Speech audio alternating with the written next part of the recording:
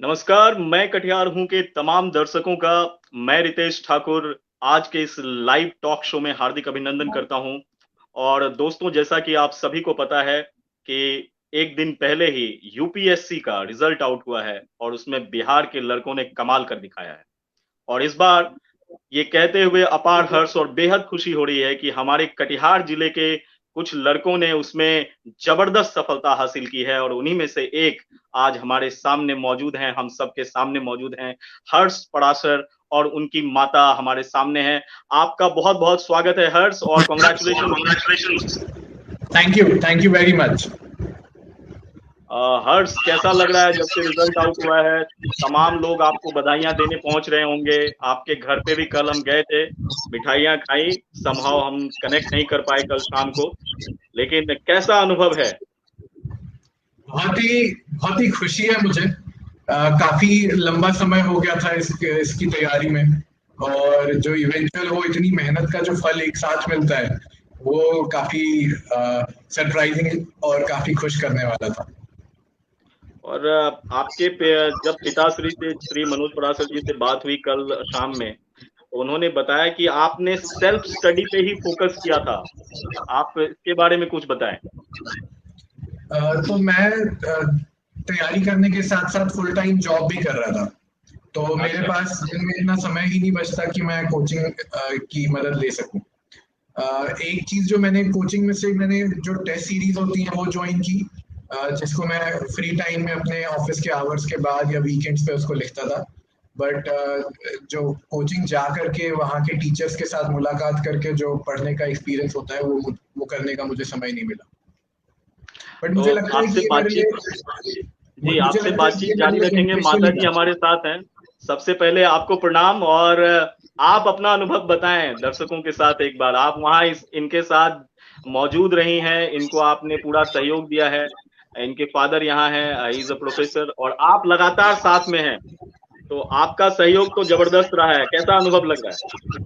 बहुत बहुत सुखद अनुभूति हो रही है। इसके साथ एक तो मैं बचपन से ही साथ रही, कभी हॉस्टल वगैरह नहीं भेजी। +2 तक 10 तक तो जो वहाँ कटिहार में ही रहा मेरे पास। +2 करने के लिए +2 वहाँ से ही किया, उसका फिर आकाश में जो वो कोचिंग किया, फिर वो आईटी चला गया। उसके बाद बहुत दिनों के बाद मुझे इस बार मौका मिला इसके साथ रहने का। कुछ मेरे हेल्थ इशू थे और बहुत सारे चैलेंजेस इसके लाइफ में और मेरे साथ भी मतलब जो रहा वो बहुत अच्छे से हैंडल किया। और ये यूपीएससी का इंटरव्यू था और तैयारी भी लंबे समय से कर रहा था, तो इसके लगन को देख करके मुझे बहुत खुशी होती थी कि ये और लोगों के लिए प्रेरणा स्रोत बनेगा। मतलब नई पीढ़ी के लिए जिस वो एफर्ट के साथ काम कर रहा है, क्योंकि आजकल के बच्चों को देख रहे हैं दिमाग बहुत डाइवर्ट हो रहा है, कभी इमोशनल कभी ये कभी वो, मतलब तरह माहौल भी इस तरह का है। लेकिन इसमें जो डेडिकेशन था और एकाग्रता थी वो मुझे बेहद, मतलब खुद के लिए भी मैं खुद इंस्पायर होती थी इससे, और इसको भी जो है मोटिवेट करते रहती थी कि नहीं, तुम नई पीढ़ी के लिए रोल मॉडल हो और तुमको तो कुछ अच्छा करना होगा। और ये करके भी दिखाया। मैं बहुत खुश हूँ क्योंकि दोनों बच्चे मेरे बहुत होनहार हैं और टैलेंट तो इसके पास है ही, लेकिन मेहनत जिस एफर्ट के साथ किया वो मुझे बहुत खुशी देता था। खास करके इसके साथ मतलब कोई बैड हैबिट होती है तो मैं कभी फोर्सफुली इसको नहीं, एक माँ का जो होता है मतलब कि जो उसको डांटना टपड़ना, कभी मुझे इस तरह का मौका नहीं मिला। ये खुद ही अपने लिए जो कंसस रहा, मतलब एकेडमिक भी और इमोशनली भी। कभी इस तरह की परेशानी, दोनों भाई बहन झगड़ जाते तो मैं परेशान होती थी, लेकिन ये बड़ा होने के नाते बहुत अच्छे से हैंडल करता था और अब भी कर रहा है। मतलब रिलेशनशिप में ही नाना नानी है, फलना है, बहुत तरह की बातें होती है, तो उसको कैसे हैंडल किया जाए, ये अपना इमोशनल इंटेलिजेंट जो है उसका बहुत अच्छे से उपयोग करता था। ये सब देख करके इसका परफॉर्मेंस मुझे बहुत खुशी होती थी कि नहीं, ये तो लायक है और ये अगली पीढ़ी के लिए रोल मॉडल ये सब हो सकता है, और दोनों बच्चे करके भी दिखा रहे हैं। बहुत अच्छी बात है। और होनहार वीरवान के होत चिकने बात हमने बचपन से सुना है, तो बचपन से ही जरूर हर्ष में वो सारे लक्षण इनकी माताजी ने देखा और पेरेंट्स सपोर्टिव रहे हैं लगातार। हर्ष कह रहे हैं, कल भी इनसे बातचीत हुई थी। इनके फादर भी जेएनयू के प्रोडक्ट हैं, वो अभी हिंदी के प्रोफेसर हैं और आज चूंकि वो व्यस्त थे तो नहीं तो उनको भी लाइन पे लेते, वो पूर्णिया में किसी लेक्चर के सिलसिले में है। लेकिन अभी हर्ष हमारे साथ हैं और हर्ष आपने आईआईटी खड़गपुर से अपनी इंजीनियरिंग की पढ़ाई की जी। और फिर उसके बाद आपको कब लगा कि अब यूपीएससी के लिए जाना चाहिए?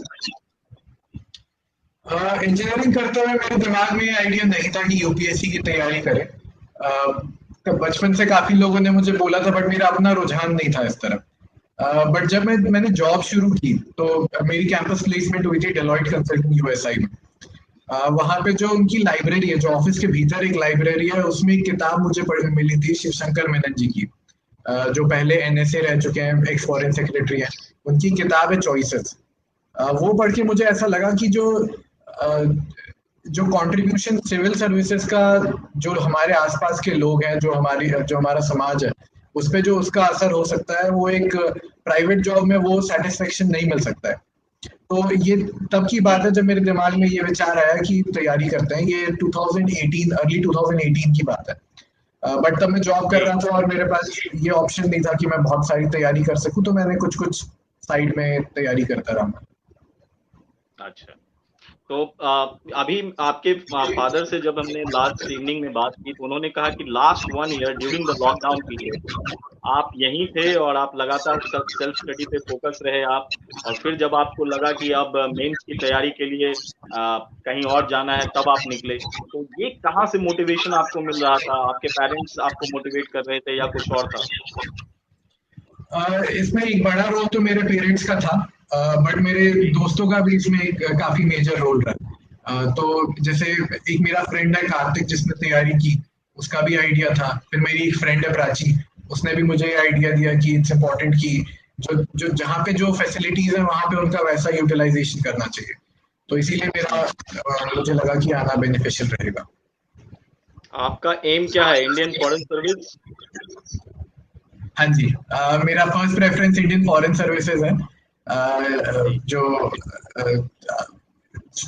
वो जो टॉप 3 सर्विसेज होती हैं, आईएएस, आईपीएस, आईएफएस, तो मेरा प्रेफरेंस आईएफएस है। आईएफएस है, और उम्मीद करते हैं कि आपको मिल जाए और फिर आपका जो सपना है आपने तकरीबन तो पूरा कर ही लिया है, और बहुत बहुत उम्मीद है कि आपको ये मिल जाए। तो आप जब तैयारी कर रहे थे कितने घंटे की स्टडी कर रहे थे आप लगातार? ये बहुत वेरी कर रहा था। जैसे कुछ टाइम पे जब ऑफिस वाला काम होता था कभी ज्यादा, तो मैं दिन में 3 से 4 घंटे ही निकाल पाता था, जिसमें मेरा फोकस होता था कि मैं न्यूज़पेपर एटलीस्ट पढ़ लूं, जो बेसिक बुक्स हैं या कुछ क्वेश्चंस हैं वो लिख लूं। बट वीकेंड्स पे मैं ज्यादा समय निकालता था। वीकेंड्स पे मैं तकरीबन 10 से 12 घंटे निकाल लेता था। जो एग्जाम का टाइम जैसे जैसे, और ये ओवर द टाइम मोर और लेस कांस्टेंट था, 8 से 10 आवर्स। बट जैसे ही एग्जाम का टाइम आया तो मैंने अपना जो पढ़ने का वो टाइम है वो थोड़ा बढ़ा लिया। तो एग्जाम के 1 महीने पहले, प्रीलिम्स के 1 महीने पहले, मेंस के 3 महीने पहले, और जो इंटरव्यू है उसके करीब 2-3 हफ्ते पहले, तो इन 3 ड्यूरेशंस में मेरा जो स्टडी आवर्स था वो 12 to 14 आवर्स हो जाता था। अच्छा, तो आपकी स्कूलिंग यहीं से स्कॉटिश पब्लिक स्कूल से हुई है कटिहार की? जी। और उसके बाद आप +2 भी आपने यहीं से किया या बाहर चले गए आप? मेरा +2 स्कॉटिश से ही हुआ है, बट मैं नॉन स्कूलिंग था।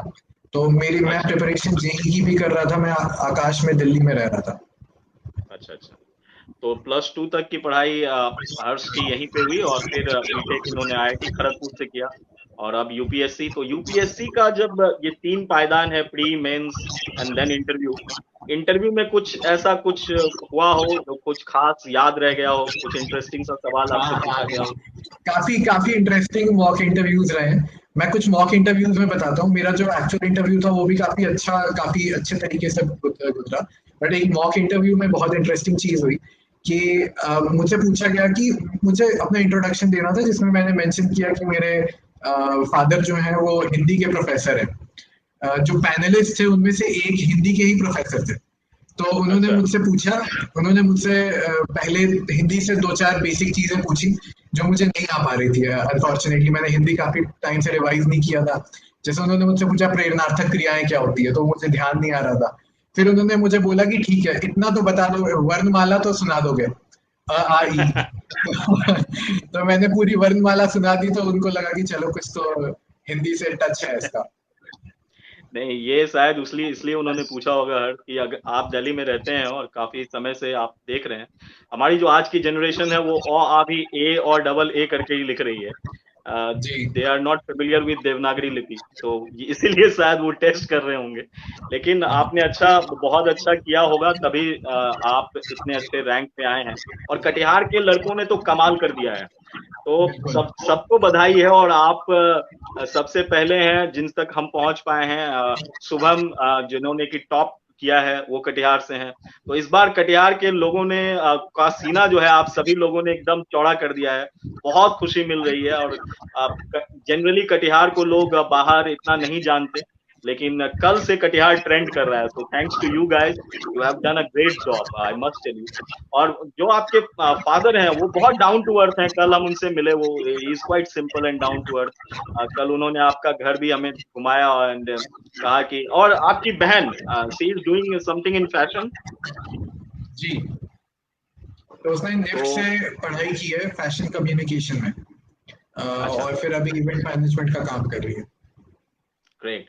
एंड अब जब आईएफएस अगर आपको मिल जाए तो वेल एंड गुड। और आप आईएएस टारगेट नहीं करेंगे अगर आपको आईएफएस मिल जाएगा तो फिर? मेरा प्लान आईएफएस का है, क्योंकि मेरा जो फर्स्ट मोटिवेशन था वो शिवशंकर मेनन जी से था, जो फॉरेन सेक्रेटरी रहे हैं। और दूसरा, मुझे जो इंडिया को दूसरे देशों के सामने जो रिप्रेजेंट करने की कैपेबिलिटी है, मुझे लगता है कि वो अनपैरेलल्ड है किसी और सर्विस के मुकाबले। तो अपने देश को रिप्रेजेंट करवाना एक अलग गौरव की बात होगी, जो मेरा मेन मोटिवेटिंग फैक्टर है। तो इसलिए मेरा फर्स्ट प्रेफरेंस आईएफएस ही रहेगा। तो वैसे कटिहार और आसपास के, जी जी जी जी कहिए। आईएएस में भी उसमें जो सर्विस प्रेफरेंस भरी जाती है 22 सर्विसेज की, तो मेरा सेकंड प्रेफरेंस आईएएस था। और उसमें मैंने अपना फर्स्ट कार्डर प्रेफरेंस बिहार का दिया था, कि अगर आईएफएस अगर किसी कारण नहीं हो पाता है और मुझे आईएएस एलोकेट होता है, तो कम से कम मैं बिहार आकर के बिहार के विकास के लिए कुछ कर सकूं। बिल्कुल बिल्कुल। और जहां तक मैंने सुना है इंटरव्यू शुभम का, उन्होंने भी बिहार कैडर की प्रेफरेंस दी है और शायद मिल भी जाए, हु नोज। एंड बहुत अच्छी बात है, अपने लोगों की सेवा करने के लिए आप इतना सोचते हैं, क्योंकि कहीं कहीं भी पोस्टिंग हो सकती है, लेकिन अगर आप प्रेफरेंस बिहार को देते हैं, यू नो बिहार वेल, आप जानते हैं वहाँ के लोग, वहाँ के कल्चर को, आप ज्यादा अच्छे से सेवा कर पाएंगे। तो अभी जो लोग अभी तैयारी कर रहे हैं हर्ष, खासकर हमारे जिले के और हमारे प्रांत के, उसको क्या आप एक मोटिवेटिव चीज बताना चाहेंगे ताकि वो आपकी तरह ही सक्सेस को चख सके? एक चीज तो मैं बोलूंगा कि जो भी तैयारी आप कर रहे हैं, वो तैयारी करते हुए हमेशा इस बात का ध्यान रखें कि आपका एंड गोल क्या है। जैसे अगर कोई किताब पढ़ रहे हैं, तो आपका फोकस हो कि इस किताब में जितना ज्ञान है उसको आप ज्यादा से ज्यादा अपने अंदर अब्सॉर्ब कर सकें। तो और ये चीजें आप जहाँ भी न्यूज़पेपर पढ़ रहे हैं, किताबें पढ़ रहे हैं, लोगों से बातचीत कर रहे हैं, वीडियोस देख रहे हैं, तो आपका फोकस हमेशा होना चाहिए कि आप ज्यादा से ज्यादा ज्ञान का अर्जन कर सके, जो इवेंचुअली आपके प्रोफेशनल लाइफ में भी काम आएगा। और एक दूसरी चीज जो मुझे लगता है, क्योंकि ये जो यूपीएससी की तैयारी है, ये सिर्फ इंटेलिजेंस का टेस्ट नहीं है, ये एक बड़े हद तक आपकी जो कैरेक्टर की स्ट्रेंथ है, जो आपका परसेवरेंस है, जो पेशेंस है, वो सारी चीजें टेस्ट करते हैं। इनफैक्ट मैं पूरी तैयारी के दौरान मैंने कई हिंदी कविताएं जो है उन पे वो भी काफी पढ़ी मैंने, खुद को मोटिवेटेड रखने के लिए। उसमें से मैं 2 लाइन दूंगा कि कुछ काम करो, जग में रहकर कुछ नाम करो, ये जन्म हुआ किस अर्थ हो, समझो जिसमें यह व्यर्थ न हो। क्या बात, बिल्कुल। और इतना मोटिवेटेड आप अपने आप को रख पा रहे थे, इतनी लंबी तैयारी का दौर होता है इस एग्जाम का, इंडिया की सबसे टफ एग्जाम है ये। और कभी ऐसा लगा इस दौर में कि अब नहीं हो पाएगा? ऐसा कभी? कई बार ये काफी लंबी जर्नी होती है और काफी अकेली जर्नी होती है, क्योंकि आप प्रिपरेशन बिल्कुल सॉलिट्यूड में करते हैं। आप ज्यादा लोगों से कांटेक्ट नहीं बना सकते। कुछ लोगों के पास तो सर्कल होता है, जो मेरी तरह वर्किंग एस्पिरेंट्स हैं, उनके पास तो वो ऑप्शन भी नहीं होता। तो जो खुद को मोटिवेट करने का तरीका, एक मोटिवेशन आपका अंदर से होता है कि आपको क्या करना है, आपके दिमाग में ये विचार है, तो आप अंदर से मोटिवेटेड रहते हैं। और एक एक्सटर्नल मोटिवेशन भी होता है, जो आपके आसपास के जो लोग हैं उनसे मिलता है। जैसे मेरे केस में जो मेरी मम्मी है, जो पापा है, जो मैंने प्राची जो मेरी फ्रेंड है। तो अलग अलग लोगों से आपको मोटिवेशन मिलता रहता है। बिल्कुल। और जब कभी ऐसा हुआ माता जी कि ये डिमोटिवेटेड फील कर रहे हैं या लो फील कर रहे हैं, आप क्या करती थी? इसको तो बस वही बताती थी कि भाई जब हमसे दूर रहता था तो मम्मी तुम पॉजिटिव का मतलब इंजेक्शन देते रहती हो क्योंकि जरूरी है ना, जब देखते थे कि निराश हो गया ये हो गया तो देखो मैं भी तो हम लोग के लाइफ में मतलब फीमेल के लाइफ में कितनी सारी परेशानी रहती है, कितने चैलेंजेस रहते हैं, सबको फेस करना होता है और जीवन में ये सब चलता रहता है, कभी सुख दुख खुशी गम ये सब चलते रहते हैं, लेकिन अपने आप को तुम इंस्पायर्ड रखो और वो उसके लिए बुक है, लोगों से बातचीत है, जब मन तुम्हारा अच्छा नहीं लगे तो जो तुमको अच्छा लगे उससे बात करो जिससे पॉजिटिविटी आती है। तो सकारात्मकता का जो हमेशा वो कुछ कुछ उसको टिप्स देते रहते थे तो फिर वो ठीक हो जाता था, अपने आप को फिट करता था।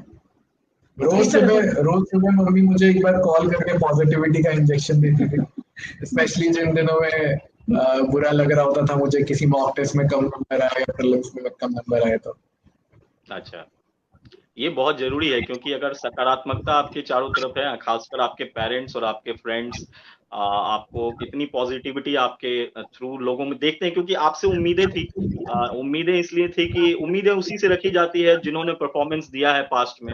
आपने अच्छा परफॉर्म किया था through out, you have done well, तो लोगों को लगा कि आप कर सकते हैं। कल ही आपके घर जब गए तो आपके एक पड़ोसी आए हुए थे, उनसे आपकी बातचीत हुई और उन्होंने कहा कि मैं हर्ष में देखता था कि वो अच्छा कर पाएगा, उनका शायद बेटा आपका मित्र है।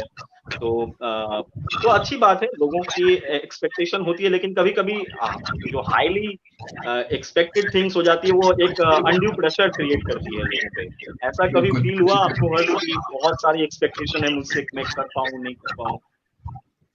मैं ये बात आपकी बिल्कुल सच है और ऐसा काफी बार लोगों के सर पे प्रेशर बनता है, बट मेरा हमेशा फोकस इस पे रहता था कि मैं ये तैयारी अपने लिए कर रहा हूँ। इसका एंड रिजल्ट बहुत लोगों पे होगा, इसका जो असर है मेरे फ्रेंड्स पे, मेरे जानने वालों पे, मेरे पेरेंट्स पे, समाज पे, सब पे होगा, बट मैं ये जो तैयारी कर रहा हूँ, जो ये मेरी जर्नी है, ये मेरी अपनी जर्नी है। किसी और की एक्सपेक्टेशन से दब जाने में मैं अपना भी नुकसान करूंगा और ये काउंटर इंट्यूटिव है, जो उनकी एक्सपेक्टेशन है वही पूरी नहीं होंगी, फिर वो एक विश्वास साइकिल बन जाएगी कि एक्सपेक्टेशन थी पूरी नहीं हुई, फिर एक्सपेक्टेशन की फिर नहीं पूरी हुई। तो वो जो गम और गिल्ट वाला जो साइकिल है उससे एस्केप करने के लिए मेरा ध्यान हमेशा इस पे रहता था कि ये मेरी इंडिविजुअल जर्नी है। बिल्कुल। और जो अंत में है कि एक इंसान, एक एस्पिरेंट जो है यूपीएससी का, वो अकेला ही जूझता है इससे। आपको पॉजिटिविटी मिलती है, एक क्यूबिक में पढ़ते हैं लाइब्रेरी में जाके। अगर दिल्ली में मुखर्जी नगर और ओल्ड राजेंद्र नगर की बात करें या देश के किसी भी कोने में जो एस्पिरेंट्स तैयारी कर रहे हैं इसकी, वो अपनी जर्नी, अपना संघर्ष उनका खुद का है, जैसे हर्ष ने बताया। और उस संघर्ष में आपको कई चीजें परेशान कर सकती हैं, लेकिन अगर मम्मी पापा आपके साथ हैं, आपके पेरेंट्स आपके साथ हैं, आपके दोस्त आपके साथ हैं, तो हर्ष की तरह ही या शुभम की तरह ही आप निखर कर सामने आते हैं। और आज इतनी खुशी हो रही है हर्ष।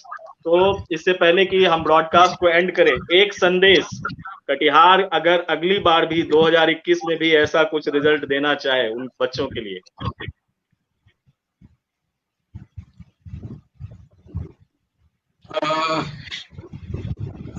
इस रिजल्ट को रिपीट करने के लिए जो अभी जो एस्पिरेंट्स हैं जो इसकी तैयारी करने में लगे, मैं एक चीज जो उनको बोल सकता हूँ कि हमेशा जो एंड गेम है, जो चीजों का जो एंड ऑब्जेक्टिव है, उसको हमेशा ध्यान में रखें। अगर आपको ये तैयारी करनी है तो इसमें जूझ करके आए, ये नहीं कि हाफ हार्टेड अटेम्प्ट आप दे रहे हैं। अगर आप इसमें आ रहे हैं तो आप पूरे तरीके से आए और पूरे तरीके से कोशिश करें। ऐसा कोई गम आप दिल में ना रखें कि यार थोड़ा ये कर लिया होता या थोड़ा वो कर लिया होता तो कुछ अच्छा हो जाता। तो जो भी आप करें फुल हार्टेड अटेम्प्ट के साथ करें। हाफ हार्टेड अटेम्प्ट यूपीएससी में तो एटलीस्ट आपको सक्सेस नहीं दे सकती है। ग्रेट। तो फुल हार्टेड चाहिए, कंप्लीट डिवोशन चाहिए, क्योंकि यूपीएससी बहुत कुछ मांगता है आपसे। क्योंकि आपका वो टाइम जब आप दोस्तों के साथ समय बिताना चाहते हैं या आप बाहर जाना चाहते हैं, आप पार्टी करना चाहते हैं, वो समय आपको स्टडी को डिवोट करना पड़ता है और ये टफ है। इतनी मानसिकता आपको बनानी पड़ती है कि हाँ, ये फेज क्रॉस हो जाए तो देन वेल एंड गुड। और समाज सेवा के लिए लोग आते हैं, लोक सेवा के लिए लोग आते हैं। हर्ष जैसे लोग जो अभी से सोच रहे हैं कि बिहार कैडर मिल जाए, अगर आईएएस में जाए तो वहां पे लोगों की सेवा कर जाए, या इंडियन फॉरेन सर्विस जो उनका सपना है अगर वो मिल जाए, तो he wants to represent his country in a better way in the entire world. और ये बहुत अच्छी बात है, और ये चीजें कुछ लोगों को खास बनाती है, जो हर्ष हमारे साथ हैं वो खास है। तो थैंक यू सो मच हर्ष हमारे साथ जुड़ने के लिए आज। और माता जी आपको भी बहुत बहुत थैंक यू, क्योंकि आपने जो किया है शायद उसी का नतीजा है कि हर्ष बगल में बैठ के इतना अच्छा मुस्कुराते हैं। You have got a good smile Harsh, बहुत अच्छी बात है, कंग्रेचुलेशंस। और आपसे फिर मिलते हैं जब आप कभी कटिहार आए। बिल्कुल बिल्कुल, थैंक यू वेरी मच। चलिए, थैंक यू, बाय बाय।